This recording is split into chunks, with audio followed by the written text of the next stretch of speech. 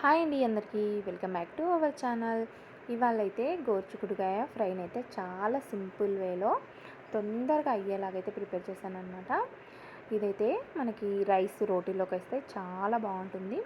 ఇంకా రైస్లోకి సాంబార్ ఉంటుంది కదా, అలా సైడ్ డిష్గా తిన్నా కూడా సూపర్గా ఉంటుంది. ముందుగా అయితే ఈ ప్రిపరేషన్ చూసేద్దాం. ఇంకా గోరుచిక్కుడుకాయలని ఇలా అన్నింటినీ ఒలుచుకున్న తర్వాత అయితే 2-3 సార్లు సాల్ట్ వాటర్లో వేసేసి నీట్గా కడిగేసి పెట్టుకోవాలి. తర్వాత ఇవి ఉడకడానికి కోసం చెప్పి వాటికి సరిపడినన్ని వాటర్ వేసేసి కొంచెం సాల్ట్ వేసుకొని ఉడకబెట్టుకోవాలి. అయితే ఈ గోరుచిక్కుడుకాయలు అనేవి సప్పగా ఉండకుండా మన కర్రీలోకి సాల్ట్ వేసి ఉడకబెట్టడం వలన కొంచెం టేస్టీగా అనేది ఉంటుందన్నమాట. ఇంకా గ్యాస్లో పెట్టేసుకొని ఒక 10 to 15 మినిట్స్ మనం సిమ్లో పెట్టి ఉడికిచ్చేసుకోవాలి. చూసారా, మొత్తం గోరుచిక్కుడుకాయ రంగు కూడా చేంజ్ అయిపోయింది కదా.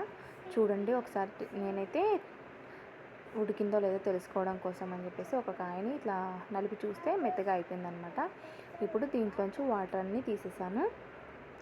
ఒక ప్లేట్లో వేసుకొని ఒక 5 మినిట్స్ అయితే చల్లారనివ్వాలి. అయితే మనకు ఫ్రై చేసుకోవడానికి చాలా ఈజీగా ఉంటుంది, అలాగే ఫ్రై అనేది చాలా చక్కగా కుదురుతుంది అనమాట. ఇంకా ఇవైతే 10 మినిట్స్ తర్వాత చూడండి చల్లగా అయిపోయాయి. ఇంకా దీంట్లోకి కరివేపాకు, ఆనియన్, అలాగే పచ్చిమిర్చి కూడా కట్ చేసుకొని పెట్టుకున్నాను. ఇంకా స్టవ్ వెలిగించేసి ప్యాన్ పెట్టేసుకొని ఫ్రైకి సరిపడినంత ఆయిల్ అయితే వేసుకున్నాను. ఇంకా ఈ ఆయిల్ వేడైన తర్వాత అయితే జీలకర్ర, అలాగే కొంచెం ఆవాలు, ఇంకా చిక్కుడుకాయ ఫ్రైలో పచ్చనిపప్పు టేస్ట్ అనేది చాలా బాగుంటుంది అనమాట. అది కూడా ఆయిల్లో ఫ్రై అవుతుంది కదా, ఇంకా మంచి టేస్ట్ అనేది వస్తుంది. ఇంకా పచ్చనిపప్పు కూడా కాస్త ఫ్రై అయిన తర్వాత అయితే పచ్చిమిర్చి, ఆనియన్, అలాగే కరివేపాకు కూడా వేసేసుకొని ఫ్రై చేసుకోవాలి. తర్వాత అల్లం వెల్లుల్లి పేస్ట్, అలాగే కొంచెం పసుపు కూడా వేసేసుకొని ఈ అల్లం వెల్లుల్లి పేస్ట్ అనేది పచ్చివాసన పోయేంత వరకు అయితే ఒక 2 నిమిషాల పాటు అయితే మంచిగా కలుపుకుంటూ ఫ్రై చేసుకోవాలి. చూసారా ఎంత బాగా ఫ్రై అయిపోయింది, చూసారా మంచి స్మెల్ అనేది వస్తుంది అనమాట ఈ అల్లం వెల్లుల్లి పేస్ట్ అనేది. ఇంకా దీంట్లోకి ఇప్పుడు మనం ముందుగా ఉడికించి పెట్టుకున్న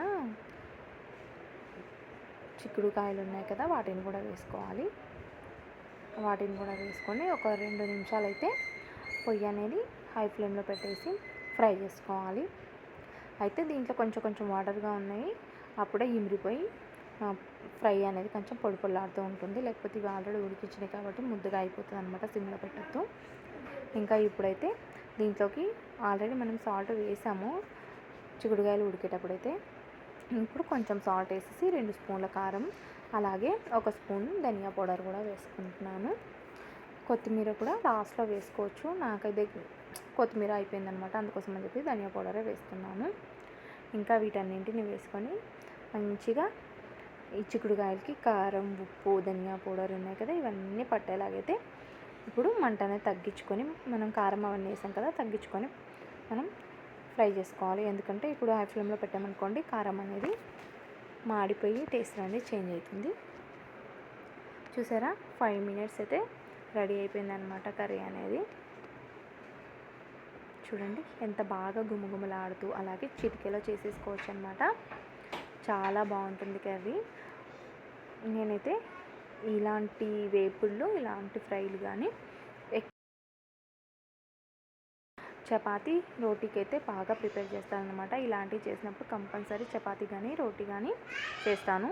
అది కూడా జొన్న రొట్టె అనమాట. చాలా సూపర్ కాంబినేషన్ అండి, ఒకసారి ట్రై చేసి చూడండి. ఇంకా తొందరగా అయితే మనకి లంచ్ బాక్స్లోకి రెడీ చేసుకోవచ్చు అనమాట ఇలాగ ఫ్రై అనేది. ఈ వీడియో మీకు నచ్చినట్టయితే లైక్ చేయండి, షేర్ చేయండి.